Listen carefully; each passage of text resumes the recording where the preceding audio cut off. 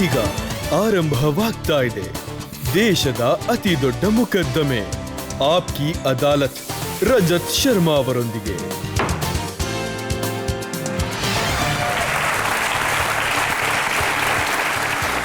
ನಮಸ್ಕಾರ. ಆಪ್ಕಿ ಅದಾಲತ್ಗೆ ನಿಮಗೆ ಸ್ವಾಗತ.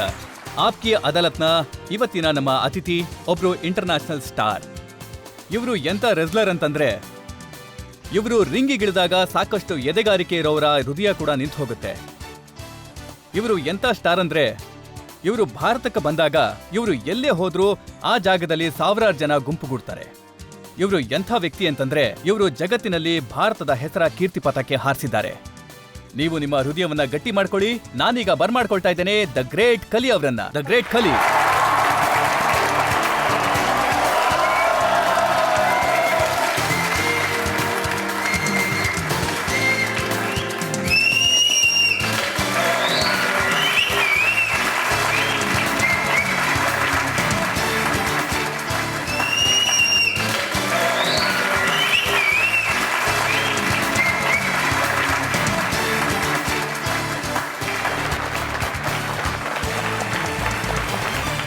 ಆಪ್ಕಿ ಅದಾಲತ್ನಲ್ಲಿ ಮೊಕದ್ದಮೆಯನ್ನ ಶುರು ಮಾಡೋದಕ್ಕಿಂತ ಮುಂಚೆ, ಆರೋಪ ಮತ್ತೆ ಪ್ರಶ್ನೆಗಳ ಸರಣಿಯನ್ನ ಆರಂಭಿಸೋದಕ್ಕೂ ಮುಂಚೆ ಇವತ್ತಿನ ಜಡ್ಜ್ ಶೀಲ್ ಮಧುರ್ ಅವರ ಅನುಮತಿಯನ್ನ ಪಡಿತಾ ಇದ್ದೇನೆ ಕಾರ್ಯಕ್ರಮ ಶುರು ಮಾಡೋದಕ್ಕೆ.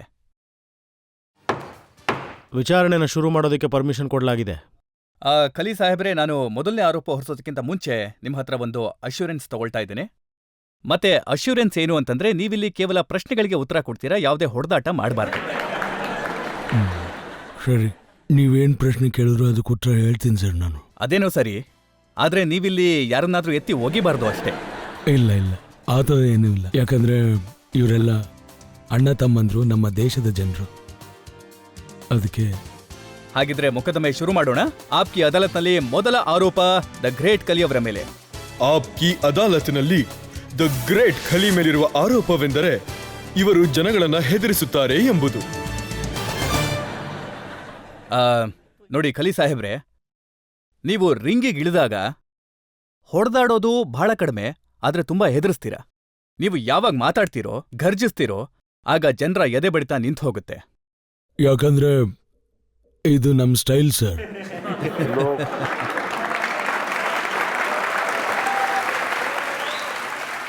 ಕೆಲವರು ಸುಮ್ಮನೆ ಮಾತು ಕೇಳ್ತಾರೆ, ಕೆಲವರು ಹೆದರಿಸಿದ್ರೆ ಮಾತು ಕೇಳ್ತಾರೆ, ಮತ್ತೆ ಇನ್ನು ಕೆಲವರಿಗೆ ಮಾತಲ್ಲಿ ಹೇಳಿದ್ರೆ ಅರ್ಥ ಆಗಲ್ವಲ್ಲ ಇವನು. ಮತ್ತೆ ಇನ್ನು WWF ಅಲ್ಲಿ ಪ್ರತಿಯೊಬ್ಬ ಪ್ಲೇಯರ್ದು ಇದೇ ತರ ವಿಭಿನ್ನವಾದ ಕ್ಯಾರೆಕ್ಟರ್ ನೋಡಕ್ ಸಿಗುತ್ತೆ ನಿಮಗೆ. ನಮ್ ಜನಗಳಿಗೋಸ್ಕರ ಆ ಧ್ವನಿನ ತೋರಿಸ್ಬೋದಾ?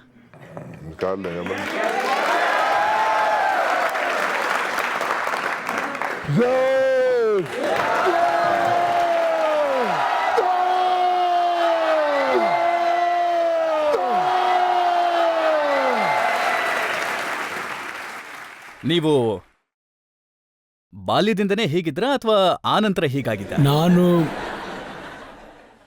ಚಿಕ್ಕ ವಯಸ್ಸಿಂದ, ಅಂದ್ರೆ ಕೆಲವು ವ್ಯಕ್ತಿಗಳಿಂದ ಕಲಿತೆ ನಾನು ಯಾವ ಥರ ಕ್ಯಾರೆಕ್ಟರ್ನ ಸಪ್ರೇಟಾಗಿ ಮೇಂಟೈನ್ ಮಾಡ್ತಾರೆ, ಯಾವ ಥರ ತಮ್ಮ ಸಪ್ರೇಟ್ ಸ್ಟೈಲ್ನ ಮೇಂಟೈನ್ ಮಾಡ್ತಾರೆ, ಯಾವ ಥರ ಸಪ್ರೇಟ್ ಕ್ಯಾರೆಕ್ಟರ್ ತೋರಿಸ್ತಾರೆ. ನೀವು ಚಿಕ್ಕ ಹುಡುಗ ಆಗಿದ್ದಾಗ್ಲೂ ನಿಮ್ಮ ದೇಹ ದೊಡ್ಡದಾಗಿತ್ತಾ? ಅದು ನನ್ನ ವಯಸ್ಸಿನ ಹುಡುಗರಿದ್ರಲ್ಲ ಅವ್ರಕ್ಕಿಂತ ಸ್ವಲ್ಪ ಎತ್ತರ ಇದ್ದೆ ಅಷ್ಟೇ. ಆದ್ರೆ ನಾನ್ ಕೇಳ್ಪಟ್ಟೆ ನಿಮ್ಗೆ ತುಂಬಾ ಯಾವಾಗ ಫೀಲ್ ಆಗ್ತಾ ಇತ್ತು ಅಂತಂದ್ರೆ ಮಾರ್ಕೆಟ್ಗೆ ಚಪ್ಪಲಿ ತಗೊಳಕ್ ಹೋದಾಗ. ಖಂಡಿತ ಸರ್, ಸರಿ ಮಾತು ಹೇಳಿದ್ರಿ ನೀವು. ನನಗೆ ಅವಾಗ ತುಂಬಾ ಫೀಲ್ ಆಗ್ತಾ ಇತ್ತು. ಅಂದ್ರೆ ನೀವು ಯಾವ ಸೈಜಿನ ಶೂ ತಗೋತಾ ಇದ್ರಿ? ಈಗಂತೂ ಈಗ ಎಲ್ಲ ಕಡೆ ಆಚೆ ಸಿಗುತ್ತೆ ಸರ್, 18 ನಂಬರ್ ಶೂಸ್ ನಂದು.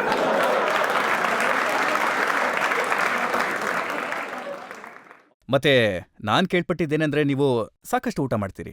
ಹೌದು, ತುಂಬಾ ತಿಂತೀನಿ ಸರ್. ಏನ್ ತಿಂತೀರಿ? ನನ್ನ ಊಟ ಅಂದ್ರೆ ಜಾಸ್ತಿ ವೆಜ್ಜೇ ಲೈಕ್ ಮಾಡ್ತೀನಿ ನಾನು.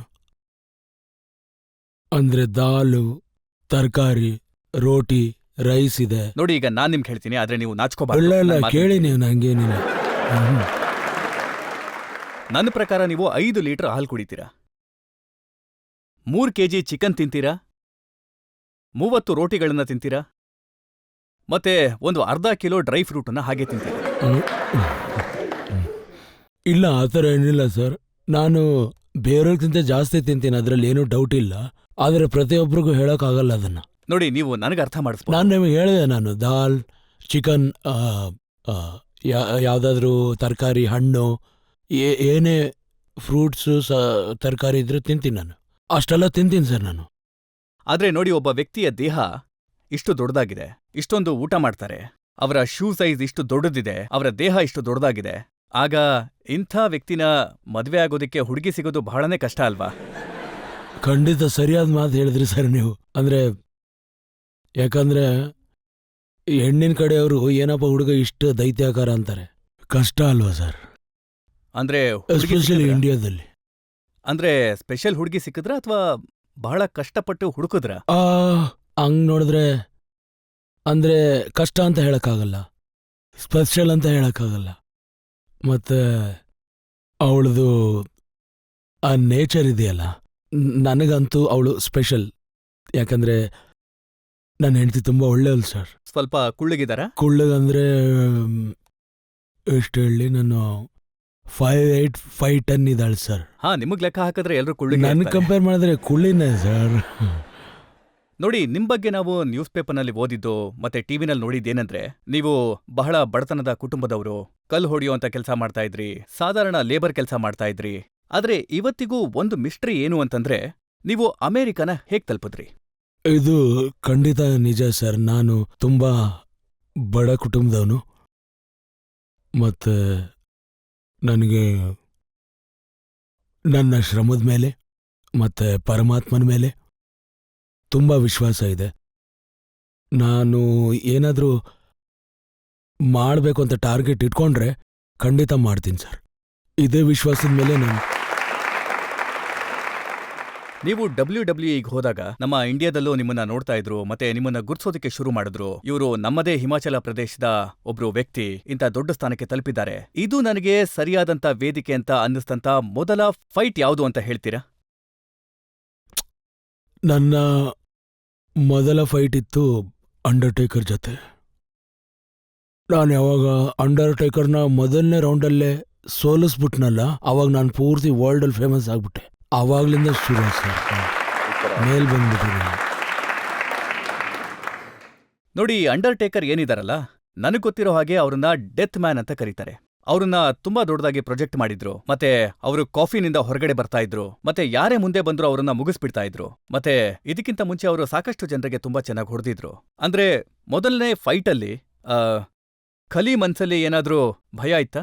ಇಲ್ಲ, ಭಯ ಇತ್ತು ಸರ್ ನನಗೆ. ಅಂದ್ರೆ ನಾನು ಏನ್ ಭಯ ಪಡ್ತಿದ್ದಂದ್ರೆ, WWE ಆ ರೂಲ್ಸ್ ಏನಿತ್ತಲ್ಲ, WWE ಇಂದ ಕೆಲವ್ರನ್ನ ಫೈರ್ ಮಾಡ್ಬಿಡ್ತಿದ್ರು. ಅದರಲ್ಲಿ ಕೆಲಸ ಮಾಡೋರು ಅಷ್ಟು ಸ್ಟ್ರಿಕ್ಟ್ ಸರ್.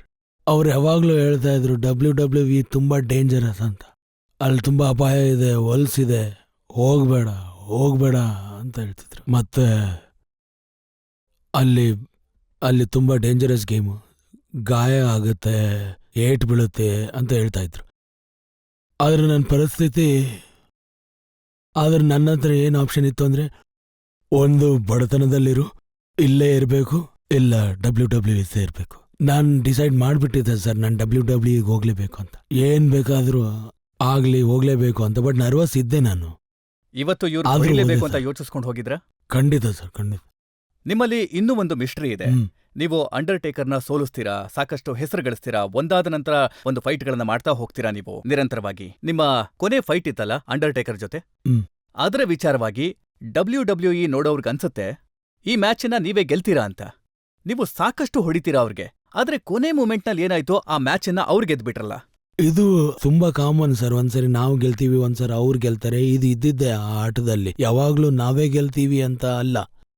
ನಾವು ಸೋತಾಗಲೇ, ನಾವು ಸೋತ್ ಮೇಲೆನೆ ಗೆಲ್ಲೋದಲ್ವಾ. ಒಂದ್ ವೇಳೆ ನಾವು ಮನೆಯಲ್ಲೇ ಕೂತ್ಕೊಂಡು ಗೆಲ್ತೀವಿ ಅಂದ್ರೆ, ಮನೆಯಲ್ಲೇ ಕೂತ್ಕೊಂಡು ಗೆಲ್ಲಕ್ಕಾಗುತ್ತಾ?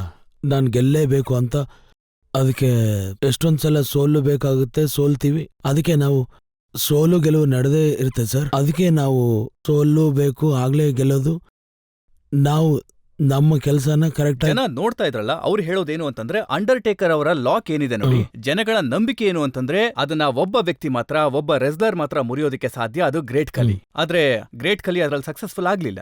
ಅದೇ ನಾನು ನಿಮ್ಗೆ ಹೇಳ್ತಾ ಇದ್ದೀನಿ, ಪ್ರತಿ ಸರಿ ನಾವೇ ಗೆಲ್ಬೇಕು ಅಂತ ಏನಿಲ್ಲ. ಕೆಲವೊಂದ್ಸಲ ಸೋಲ್ತೀವಿ, ಕೆಲವೊಂದ್ಸಲ ಗೆಲ್ತೀವಿ. ಎಷ್ಟೊಂದ್ಸಲ ಸೋತಿದ್ದೀನಲ್ಲ, ಅದ್ರ ಡಬಲ್ ಸಲ ಗೆದ್ದಿದ್ದೀನಿ ನಾನು. ನಾನೊಂದ್ ವೇಳೆ 10 ಸಲ ಸೋತಿದ್ರೆ 11 ಸಲ ಗೆದ್ದನೂ ಇರ್ತೀನಿ ನಾನು. ನಿಮ್ಮನ್ನ ಪ್ರೀತಿಸುವಂತ ಜನ ಸಾಕಷ್ಟು ಜನ ಇದ್ದಾರೆ ನೋಡಿ. ಇವತ್ತು ನಮ್ಮ ಸ್ಟುಡಿಯೋದಲ್ಲೂ ಕೂಡ ಸಾಕಷ್ಟು ಜನ ಸೇರಿದ್ದಾರೆ. ನಿಮ್ಮಲ್ಲಿ ಯಾರಾದರೂ ಪ್ರಶ್ನೆ ಕೇಳೋದಕ್ಕೆ ಇಷ್ಟಪಡ್ತೀರಾ? ನೋಡಿ, ಇವರು ಎಂಥ ಜನ ಅಂತಂದ್ರೆ, ನೀವು ಗೆದ್ದಾಗ ಖುಷಿ ಪಟ್ಟಿದ್ದಾರೆ, ಮತ್ತೆ ನೀವು ಸೋತಾಗ ಕಣ್ಣೀರ್ ಹಾಕಿದ್ದಾರೆ. ನೀವು ರೆಡಿಮೇಡ್ ಬಟ್ಟೆ ತಗೋತೀರೋ ಇಲ್ಲ ಹೊಲಿಸ್ತೀರೋ?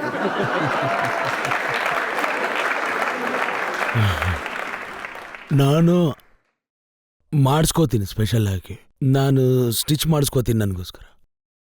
ಯಾಕಂದ್ರೆ ಕೆಲವು ಕಡೆ ಮಾತ್ರ ಸಿಕ್ಬಿಡ್ತವೆ, ಇಲ್ಲಿ ಅಮೇರಿಕ ಅಲ್ಲಿ ಕೆಲವು ಸ್ಟಾಲ್ಸ್ ಅಲ್ಲಿ ಸಿಕ್ಬಿಡ್ತವೆ. ಯಾಕಂದ್ರೆ ಅಲ್ಲಿ ಜನ ತುಂಬಾ ವೈಡ್ ಹೈಟ್ ಇರ್ತಾರೆ. ಸೊ ನಾನು ನನ್ನ ಬಾಡಿಗೆ ತಕ್ಕನಾಗಿ ಸ್ಟಿಚ್ ಮಾಡಿಸ್ತೀನಿ, ಸೂಟ್ ಆಗೋ ಥರ. ಇದು ನಿಮ್ಮ ಸ್ಟೈಲು?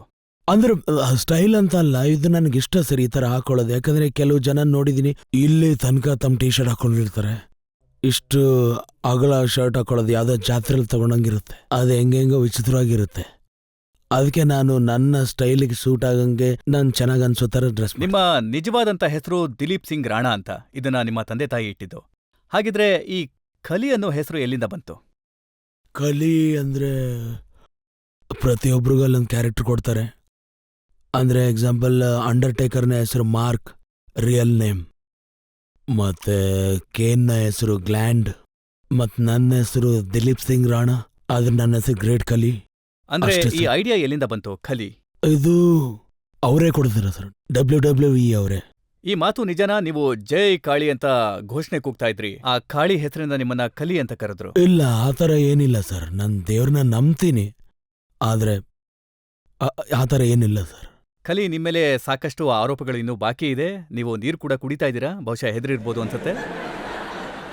ನಾನು ನಿಮ್ಮ ಹತ್ರ ಸಾಕಷ್ಟು ಒಳ್ಳೆ ಪ್ರಶ್ನೆಗಳನ್ನ ಇಲ್ಲ ಇಲ್ಲ, ಕೇಳ್ತೀನಿ. ನೀವು ಕೇಳಿ. ನೀವು ಪ್ರಶ್ನೆ ಕೇಳೋದು ನಿಮ್ ಕೆಲಸ, ಆನ್ಸರ್ ಮಾಡೋದು ನನ್ನ ಕೆಲಸ. ನೀವು ಕೇಳ್ಬೋದು ಆರಾಮಾಗಿ. ಮತ್ತೆ ನಾನು ಕೂಡ ಹೆದರುವಂತ ಅವಶ್ಯಕತೆ ಇಲ್ಲ ಅಲ್ವಾ? ಇಲ್ಲ ಸರ್. ನಾವೀಗ ಒಂದು ಬ್ರೇಕ್ ತಗೊಳ್ಳೋಣ. ಬ್ರೇಕ್ನ ನಂತರ ಆಪ್ಕೆ ಅದಾಲತ್ನಲ್ಲಿ ದ ಗ್ರೇಟ್ ಕಾಲಿ ಅವರ ಮೇಲೆ ಜನತೆಯ ಪರವಾದ ಮೊಕದ್ದಮೆಯ ಮತ್ತೊಂದು ಸುತ್ತು.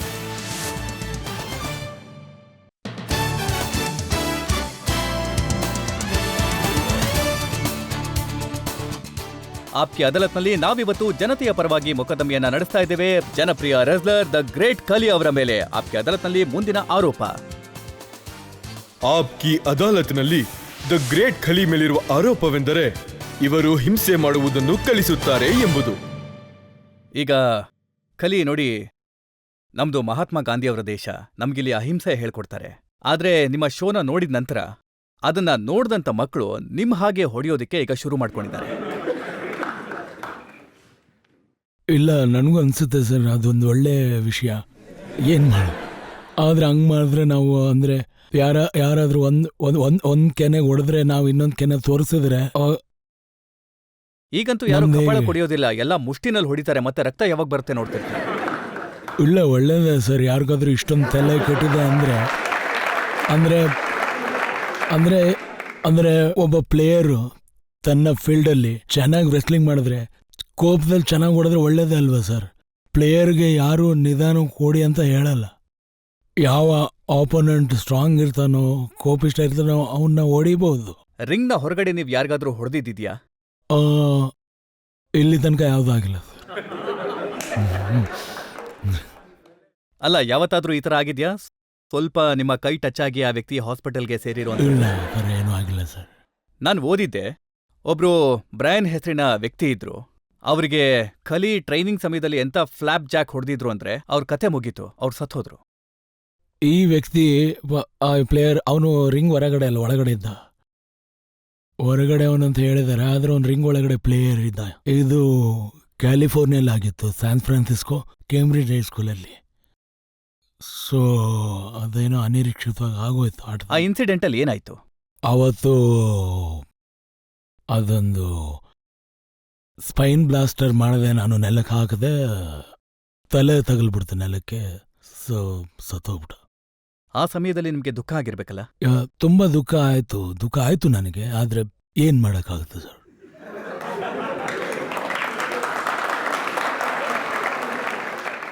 ಜನಗಳು ನಿಮ್ಗೆ ಹೊಡೆದಾಗ ನಿಮ್ಗೆ ಪೆಟ್ಟಾಗತ್ತಾ? ಹೌದು, ನೋವಾಗುತ್ತೆ. ನಿಮ್ ದೇಹದಲ್ಲಿ ಎಲ್ಲೆಲ್ಲಿ ಆ ಥರ ಪೆಟ್ಟಾಗಿದೆ? ನನಗೆ ತುಂಬಾ ಗಾಯಗಳಾಗಿದೆ. ತಲೆ ಮೇಲೆ ಆಗಿದೆ, ಕಾಲಿಗಾಗಿದೆ, ಬೆನ್ನಿಗಾಗಿದೆ. ನನಗೆ ತುಂಬಾ ಆಗಿದೆ. ನನಗೆ ಮಾತ್ರ ಅಲ್ಲ, ತುಂಬಾ ರೆಸ್ಲರ್ಸಿಗೆ ಆಗುತ್ತೆ, ತುಂಬಾ ಗಾಯಗಳಾಗುತ್ತೆ. ನಿಮ್ ಹೆಂಡತಿ ಯಾವತ್ತೂ ನಿಮ್ಗೆ ಹೇಳಿಲ್ವಾ ಇದನ್ನ ಬಿಟ್ಬಿಡಿ, ಏನ್ ಪ್ರತಿದಿನ ಹೊಡೆದಾಡ್ತೀರಾ ಅಂತ?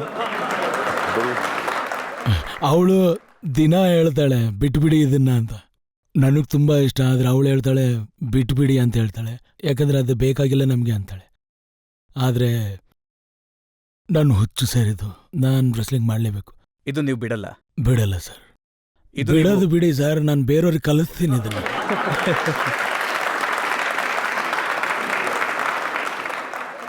ನಾವು ನಿಮ್ಮ ಹತ್ರ ವೈಲೆನ್ಸಿನ ಬಗ್ಗೆ ಮಾತಾಡಿದ್ವಿ, ಹಿಂಸೆ ಬಗ್ಗೆ ಮಾತಾಡಿದ್ವಿ, ಹೊಡೆದಾಟದ ಬಗ್ಗೆ ಮಾತಾಡಿದ್ವಿ. ಆದ್ರೆ ಇದರ ಹೊರತಾಗಿ ಕೂಡ ನೀವು ರಿಂಗಲ್ಲಿ ಬೇರೆ ಕೂಡ ಮಾಡ್ತೀರಾ. ಈ ರೆಸ್ಲಿಂಗ್ ಮಾಡ್ತಾ ಮಾಡ್ತಾ ಕಿಸ್ಸಿಂಗ್ ಎಲ್ಲಿಂದ ಬಂತು? ಇದು ಹೆಂಗೆ ಅಂದ್ರೆ ಸರ್, ಯಾರು ಯಾವ ರೀತಿ ನೋಡ್ಬೇಕಂತಾರೋ ಗೇಮ್ನ ಆ ರೀತಿ ತೋರಿಸ್ತೀವಿ ನಾವು.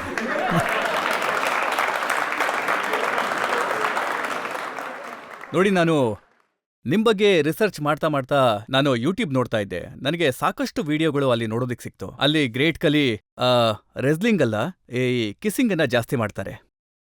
ಮತ್ತೆ ಅಲ್ಲಿ ಎಲ್ಲ ವಯಸ್ಸಿನ ಹುಡುಗಿರು ಇರ್ತಾರೆ. ಖಂಡಿತ ಇದನ್ನ ಎಲ್ಲರೂ ನೋಡ್ತಾರೆ ಸರ್. ಅಂದ್ರೆ ಚಿಕ್ಕವರು, ಏಜ್ ಆದವರು, 7 ವರ್ಷದಿಂದ ಹಿಡಿದು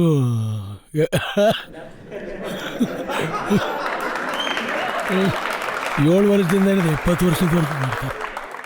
ಅದನ್ನೆಲ್ಲ ನೋಡಿದ್ಮೇಲೆ ನಿಮ್ಮ ವೈಫ್ ಏನ್ ಹೇಳ್ತಾರೆ? ಅವಳು ಹೇಳ್ತಾಳೆ, ಬೇಡಪ್ಪ ಇದೆಲ್ಲ ಏನೂ ಇಲ್ಲ.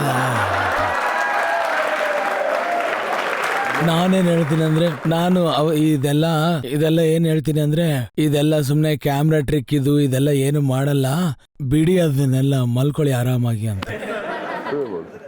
ನೀವು ನಿಮ್ಮ ವೈಫ್ಗೆ ಇದು ಕ್ಯಾಮರಾ ಟ್ರಿಕ್ ಅಂತ ಹೇಳ್ತೀರಾ, ಮತ್ತೆ ಆ ಮಾತನ್ನ ಅವ್ರು ನಂಬ್ತಾರಾ? ಇಲ್ಲ ನಂಬಿ ಬಿಡ್ತಾಳೆ ಸರ್. ಯಾಕಂದ್ರೆ ನನ್ನ ವೈಫ್ ತುಂಬಾ ಒಳ್ಳೆಯವಳು ಸರ್.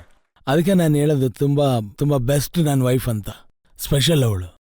ನಿಮ್ಗೆ ಜಾಸ್ತಿ ಯಾವ್ದು ಇಷ್ಟ ಆಗತ್ತೆ, ಹೊಡೆದಾಟ ಬಡದಾಟನ ಅಥವಾ ಕಿಸ್ಸಿಂಗ್ ಸೀನ್? ನಿಮ್ಗೇನ್ ಇಷ್ಟ ಆಗುತ್ತಪ್ಪ, ನೀವ್ ಹೇಳಿ ನೋಡೋಣ.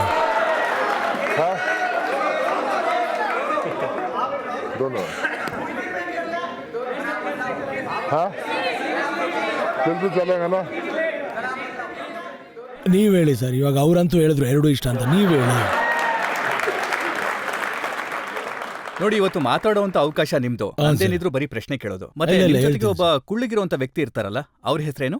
ರಂಜನ್ ಸಿಂಗ್. ಅವರು ಇಂಗ್ಲಿಷ್ ಮತ್ತೆ ಪಂಜಾಬಿನಲ್ಲಿ ನಿಮ್ಮ ಮಾತನ್ನ ರೆಸ್ಲರ್ಗೆ ಟ್ರಾನ್ಸ್ಲೇಟ್ ಮಾಡಿ ಹೇಳ್ತಾ ಇರ್ತಾರೆ. ಮತ್ತೆ ನಾನ್ ನೋಡಿದೆ, ಅವ್ರು ಜೋರಾಗಿ ಕಿರ್ಚ್ತಾ ಇರ್ತಾರೆ, ಪಂಜಾಬಿ ಪ್ಲೇ ಬಾಯ್,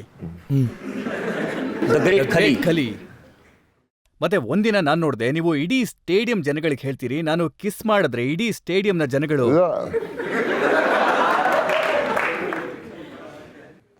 ಯಾಕಂದ್ರೆ ನೀವು ಹೇಳಿದ್ರಲ್ಲ, ನಾವು ಒಂದ್ ವೇಳೆ ಯಾರನ್ನಾದ್ರೂ ಹಿಡ್ಕೊಂಡು ಕಿಸ್ ಮಾಡಿದ್ರೆ ಅವಾಗ ಎಲ್ಲರಿಗೂ ಗೊತ್ತಾಯ್ತು ಸರ್, ನಾನು ಪಂಜಾಬಿ ಪ್ಲೇಯರ್ ಅಂತ, ನನ್ನ ಹೆಸರು ಅಂತ.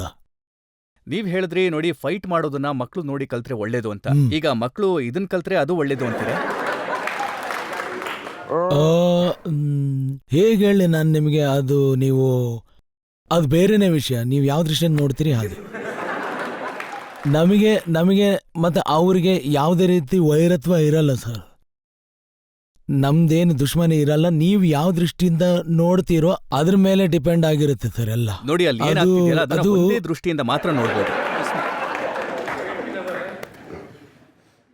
ಹಾಗಾದ್ರೆ ಅದೇ ದೃಷ್ಟಿಯಿಂದ ನೋಡಿ ಸರ್ ನೀವು. ಬನ್ನಿ, ಈಗೊಂದು ಬ್ರೇಕ್ ತಗೊಳ್ಳೋಣ. ನಾವು ಬ್ರೇಕ್ನ ಮುಗಿಸ್ಕೊಂಡು ಬಂದ ನಂತರ ಗ್ರೇಟ್ ಕಲಿ ಅವರ ಮೇಲೆ ಜನತೆಯ ಅದಾಲತ್ನಲ್ಲಿ ಮೊಕದ್ದಮೆ ಮುಂದುವರಿಯುತ್ತೆ. WWE ಫೈಟ್ ಏನಾಗುತ್ತಲ್ಲ, ಅದು ರೆಸ್ಲಿಂಗ್ ಆಗಿರೋದಿಲ್ಲ, ಅದು ಬರೀ ಎಂಟರ್ಟೈನ್ಮೆಂಟ್ ಆಗಿರುತ್ತೆ, ಅದು ನಕಲಿ ಆಗಿರುತ್ತೆ. ಯಾರಿಗಾದ್ರೂ ಇದೊಂದಲ್ಲಿ ನಕಲಿ ಅನ್ಸಿದ್ರೆ ಅವ್ರು ಬಂದು ನನ್ನ ಜೊತೆ ಆಡ್ಲಿ, ಆಮೇಲೆ ನಾನು ಹೇಳೋದೇನು ಬೇಕಿಲ್ಲ ಅವರು.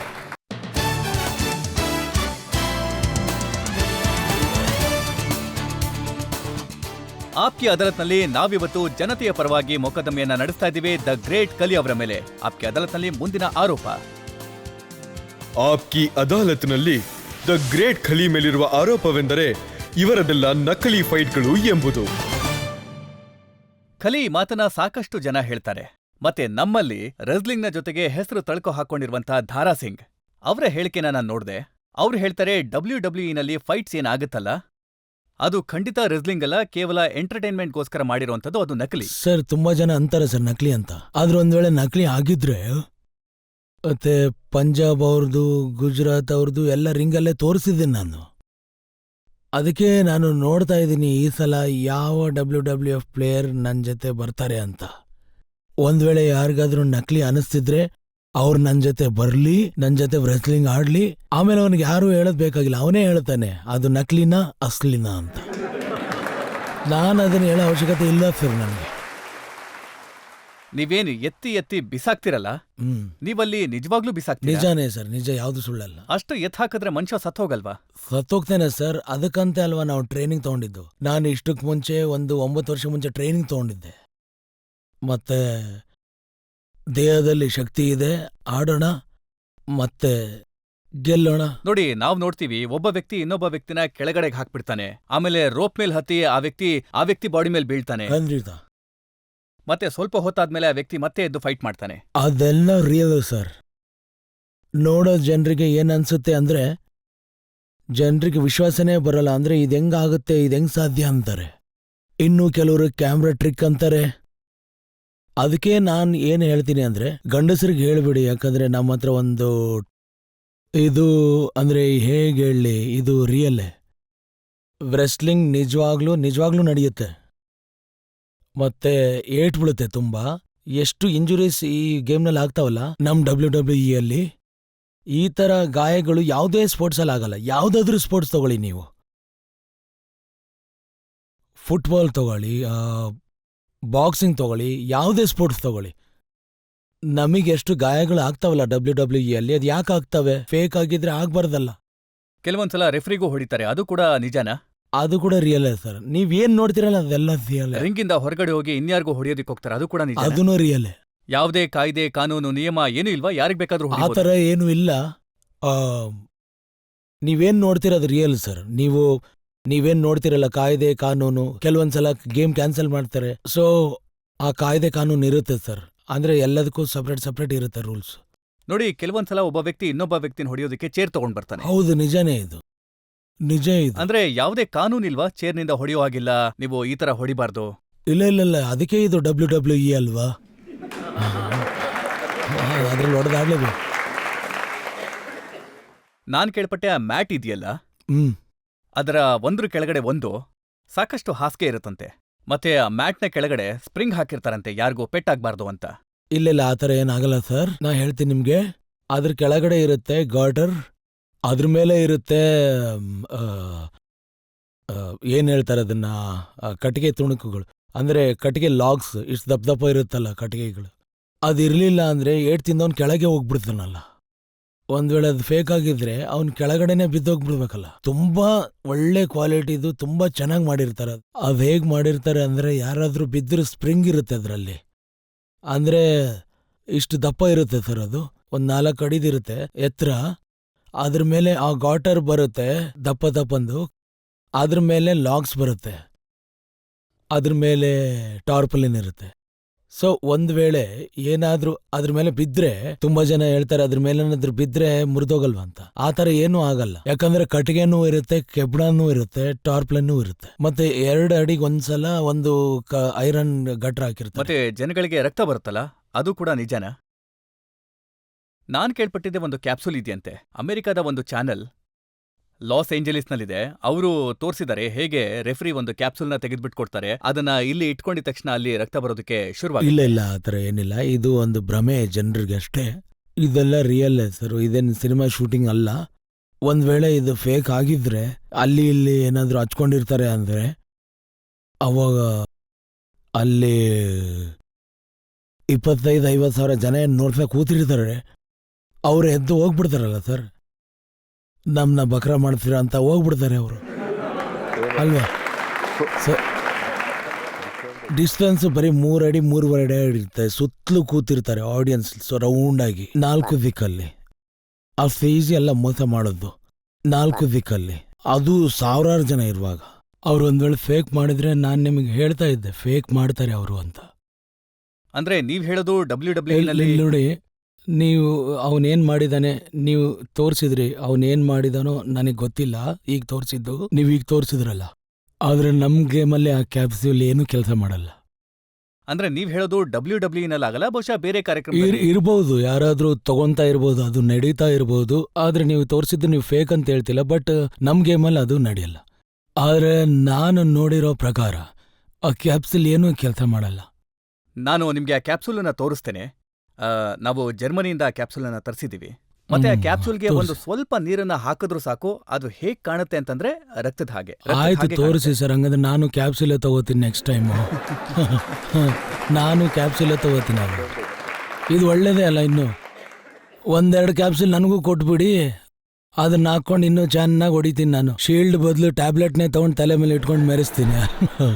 ನೋಡಿ, ನನ್ನ ಹತ್ರ ಈ ಕ್ಯಾಪ್ಸೂಲ್ ಇದೆ. ತೋರಿಸಿ ಸರ್. ಇಲ್ಲ, ಒಂದ್ ಕೆಲಸ ಮಾಡಿ ಸರ್, ನೀವು ಕೇಳಿ. ನಾನೀಗ ಇದಕ್ಕೆ ಇದನ್ನ- ಸ್ವಲ್ಪ ನೀರ್ ಹಾಕಿ ತೋರಿಸ್ತೀನಿ. ಈ ಕ್ಯಾಪ್ಸೂಲ್ನ ನೀವು ನನಗೆ ಸ್ವಲ್ಪ ಕೊಟ್ಬಿಡಿ, ನೀರ್ ಕೊಡಿ. ಹೇಳ್ತೀನಿ. ಕರೆಕ್ಟ್ ಅಲ್ವಾ ಸರ್? ಹಾ, ಈ ಕ್ಯಾಪ್ಸೂಲ್ ನೀವು ನನಗೆ ನೋಡಿ, ಕೊಟ್ಬಿಡಿ ಸರ್, ಇದು ಹೇಳ್ತೀನಿ. ನಿಮ್ಗೆ ಅನುಕೂಲ ಆಗ್ಲಿ ಅಂತಾನೆ ತೋರಿಸ್ತಾ ಇರೋದು. ಇದು ನನ್ಗೆ ಯಾವ್ದಕ್ಕೂ ಕೆಲ್ಸಕ್ಕೆ ಬರಲ್ಲ ಸರ್, ಆದ್ರೆ ನೀವು ಚೆನ್ನಾಗಿ ತೋರಿಸ್ತಾ ಇದಾರ, ನೋಡ್ತೀನಿ ನಾನು. ಇಲ್ಲಿ ನೋಡಿ, ಇದಕ್ಕೆ ಸ್ವಲ್ಪ ನೀರ್ ಹಾಕಿದ್ರು ಸಾಕು, ಇದು ರಕ್ತದ ಹಾಗೆ ಕಾಣುತ್ತೆ. ಇದು ರಕ್ತದ ತರಾನೇ ಬದಲಾಗತ್ತೆ. ನೋಡಿ, ಇವೆಲ್ಲ ನಾನು ನೋಡಿಲ್ಲ ಸರ್, ಇದೆಲ್ಲ ನಾನು ನೋಡೇ ಇಲ್ಲ. ಇದನ್ನ ಸ್ವಲ್ಪ ನಾನು ಇವೆಲ್ಲ ಇದಾವಲ್ಲ ಸರ್, ಇವೆಲ್ಲ ನಮ್ಮಲ್ಲಲ್ಲ, ಸಿನಿಮಾಗಳಲ್ಲಿ ಕೆಲ್ಸಕ್ಕೆ ಬರ್ತಾವ ಸರ್ ಇವೆಲ್ಲ. ನಿಜ ಹೇಳ್ತೀನಿ ಸರ್, ಜೋಕ್ ಅಲ್ಲ, ಜೋಕ್ ಮಾಡ್ತೀನಿ. ಇವೆಲ್ಲ ಸಿನಿಮಾಗಳಲ್ಲಿ, ಮೇಕಪ್ಗಳಲ್ಲಿ, ಫೈಟ್ಗಳಲ್ಲಿ ಬಳಸ್ತಾರೆ ಸರ್. ನನಗೆ ಗೊತ್ತು, ಈ ಟ್ಯಾಬ್ಲೆಟ್ಗಳನ್ನ ಬಳಸ್ತಾರೆ ಅಲ್ಲಿ. ಆದ್ರೆ ಅಲ್ಲಿ ಸಾವಿರಾರು ಜನ ಸುತ್ತಲೂ ಕೂತ್ಕೊಂಡಾಗ ಅಲ್ಲಿ ರಿಯಲೇ ಎಕ್ಸ್ಪೆಕ್ಟ್ ಮಾಡ್ತಾರೆ ಸರ್ ಅವರು. ಯಾಕಂದ್ರೆ ನಮ್ಮ ಗೇಮಲ್ಲಿ $1 billion ಇನ್ವೆಸ್ಟ್ ಆಗಿರುತ್ತೆ ಸರ್. ಒಂದ್ ವೇಳೆ ಇಂಥ ಟ್ಯಾಬ್ಲೆಟ್ಸ್ ಇಂದ ಕೆಲಸ ನಡೆದೋಗಿದ್ರೆ ಮತ್ತೆ ಗ್ರೇಟ್ ಖಾಲಿ, ಅಂಡರ್ಟೇಕರ್ಗಳೆಲ್ಲ ಯಾಕೆ ಬೇಕಾಗಿತ್ತು ಸರ್? ಆಯ್ತು ಬಿಡಿ, ನಾನ್ ನಿಮ್ ಮಾತನ್ನ ಒಪ್ಕೊಳ್ತೀನಿ. ಯಾವಾಗ ಕಲಿ ಅವರ ರಕ್ತ ಹೊರಬಿಡುತ್ತೋ ಅದು ನಿಜವಾದ ರಕ್ತ ಅಂತ. ನನ್ನ ರಕ್ತ ಏನ್ ಹರಿಯುತ್ತಲ್ಲ, ಅದು ನನ್ನ ರಕ್ತನೇ. ಬೇರೆಯವ್ರ ರಕ್ತ ಹರಿಯೋದು ಅವ್ರದೇ ರಕ್ತ. ನೋಡಿ, ನಾನ್ ನಿಮ್ಮ ಫೈಟ್ ಅಲ್ಲಿ ಏನ್ ನೋಡಿದೀನಿ ಅಂತಂದ್ರೆ ಇನ್ನೊಬ್ಬರ ರಕ್ತನೇ ಜಾಸ್ತಿ ಬರುತ್ತೆ. ಗೇಮ್ ಸರ್ ಅದು. ನಾನು ಹೇಳಿದ್ದೆ ನಿಮಗೆ, ನಾನು ಒಂದ್ ವೇಳೆ 10 ಗೇಮ್ ಸೋತೋಗಿದ್ರೆ 11 ಗೆದ್ದಿದ್ದೀನಿ. ನಾನು ಬರೀ ಸೋತೋಗಿದ್ದೀನಿ ಅಂತ ಹೇಳಿಲ್ವಲ್ಲ ಸರ್, ನಾನು ಹೊಡೆದಿದ್ದೀನಿ. ಫೈಟ್ಸ್ ಬಗ್ಗೆ ಯಾರಿಗಾದ್ರೂ ಪ್ರಶ್ನೆ ಕೇಳೋದಿದ್ಯಾ?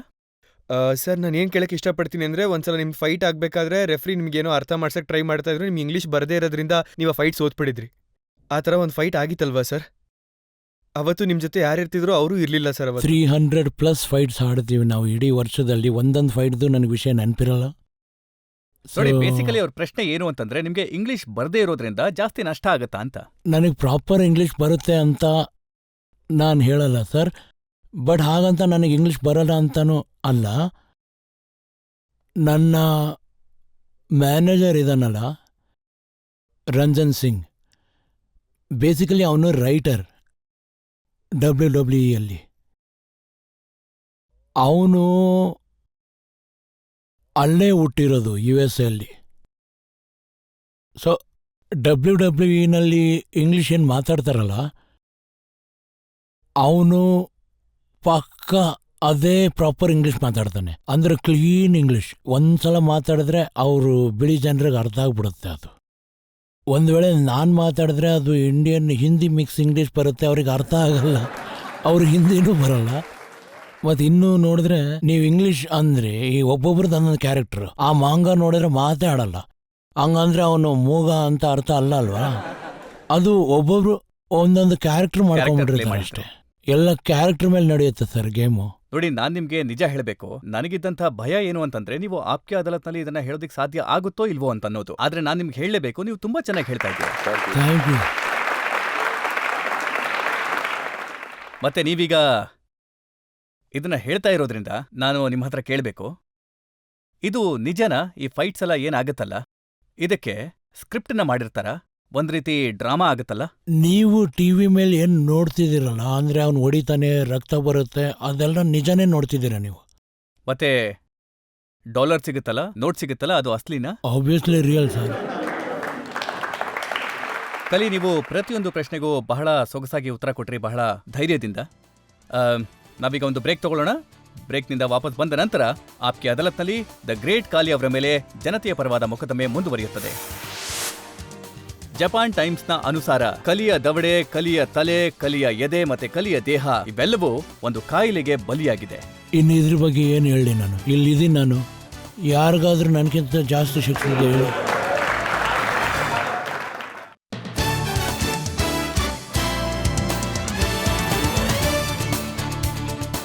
ಆಪ್ಕೆ ಅದಾಲತ್ನಲ್ಲಿ ನಾವಿವತ್ತು ಮೊಕದ್ದಮೆ ನಡೆಸ್ತಾ ಇದ್ದೇವೆ ದ ಗ್ರೇಟ್ ಖಲಿ ಅವರ ಮೇಲೆ. ಆಪ್ಕೆ ಅದಾಲತ್ನಲ್ಲಿ ಮುಂದಿನ ಆರೋಪ. ಆಪ್ಕಿ ಅದಾಲತ್ನಲ್ಲಿ ದ ಗ್ರೇಟ್ ಖಲಿ ಮೇಲಿರುವ ಆರೋಪವೆಂದರೆ ಇವರು ದೇಶದ ನಿಯಮವನ್ನು ಮುರಿದಿದ್ದಾರೆ ಎಂಬುದು.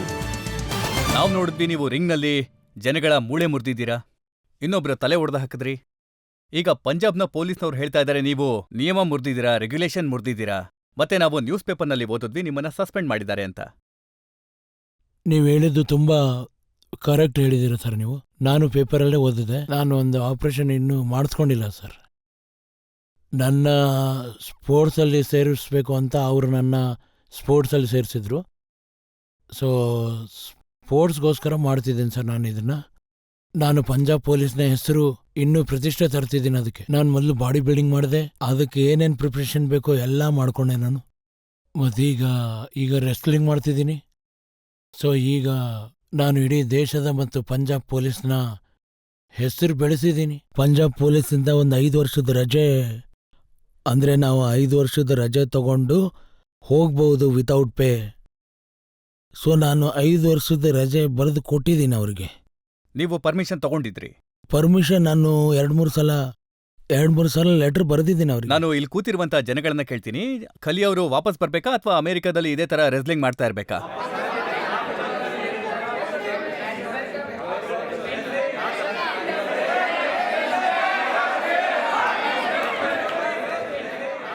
ಖಲಿ ಇಲ್ಲಿ ಕೂತಿರುವಂತ ಸಾಕಷ್ಟು ಜನಗಳು ಅವ್ರು ಹೇಳ್ತಾ ಇದ್ದಾರೆ ನೀವು ರೆಸ್ಲಿಂಗ್ನ ಮುಂದುವರಿಸಿ.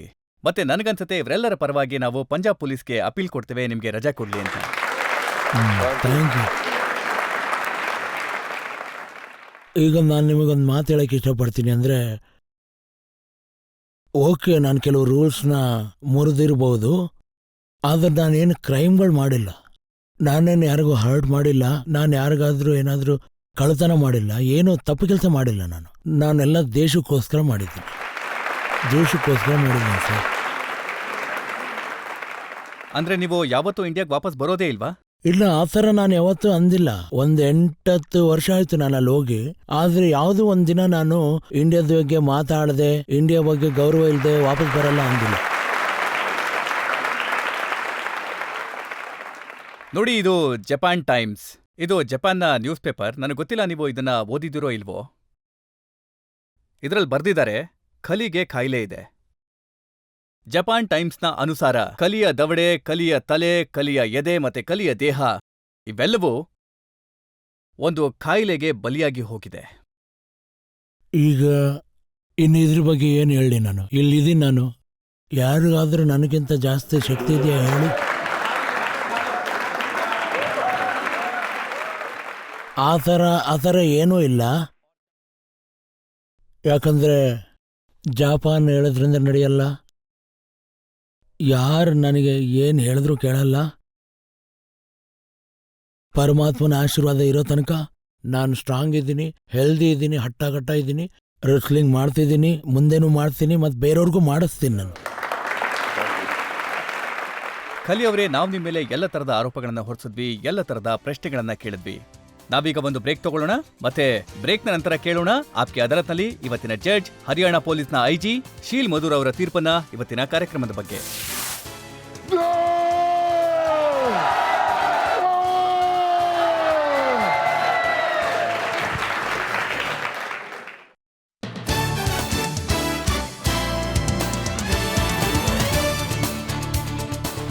Welcome back. ಆಪ್ಕೆ ಅದಾಲತ್ನಲ್ಲಿ ನಾವಿವತ್ತು ಮೊಕದ್ದಮೆ ನಡೆಸಿದ್ವಿ ದ ಗ್ರೇಟ್ ಖಲಿ ಅವರ ಮೇಲೆ. ನಾವು ಖಲಿ ಅವರನ್ನ ಕೇಳಿದ್ವಿ ಅವರ ಬಾಡಿ ಬಗ್ಗೆ, ಅವರ ಬಾಲ್ಯದ ಬಗ್ಗೆ. ಖಲಿ ಅವರನ್ನ ನಾವು ಆ ಫೈಟ್ಗಳ ಬಗ್ಗೆ ಕೇಳಿದ್ವಿ, ಅದು ನಿಜಕ್ಕೂ ನಕಲಿನಾ ಅಂತ. ನಾವು ಅವ್ರ ಮೇಲೆ ಆರೋಪ ಹೊರಿಸಿದ್ವಿ, ಈ ಫೈಟ್ಗಳ ಕಾರಣದಿಂದಾಗಿ ದೇಶದಲ್ಲಿ ಮಕ್ಕಳ ಮನಸ್ಸಿನ ಮೇಲೆ ಪರಿಣಾಮ ಬೀರುತ್ತಾ ಅಂತ. ನಾವು ಖಲಿ ಅವ್ರನ್ನ ಕೇಳಿದ್ವಿ ಪಂಜಾಬ್ ಪೊಲೀಸ್ನ ಅವರ ಕಮಿಟ್ಮೆಂಟ್ನ ಬಗ್ಗೆ. ಈಗ ಸಮಯ ಬಂದಿದೆ ಇವತ್ತಿನ ಮೊಕದ್ದಮೆಯ ಬಗ್ಗೆ, ಇವತ್ತಿನ ಜಡ್ಜ್ ಶೀಲ್ ಮಧುರ್ ಅವರ ತೀರ್ಪನ್ನ ಕೇಳೋದಕ್ಕೆ.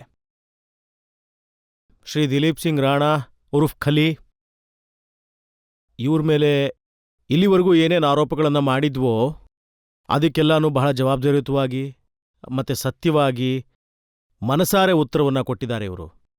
ಹಾಗಾಗಿ ನಿಮ್ಮ ಮೇಲೆ ಈ ಈ ನ್ಯಾಯಾಲಯ ಏನೇನು ಆರೋಪಗಳನ್ನು ಮಾಡಿತ್ತೋ ಅದೆಲ್ಲವನ್ನೂ ಈ ನ್ಯಾಯಾಲಯ ವಜಾ ಮಾಡ್ತಾ ಇದೆ.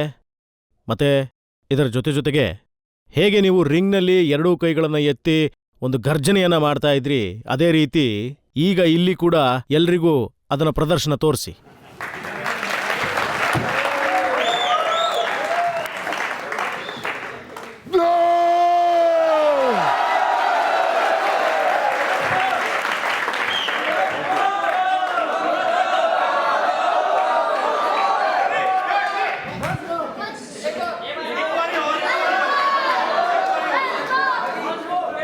One more.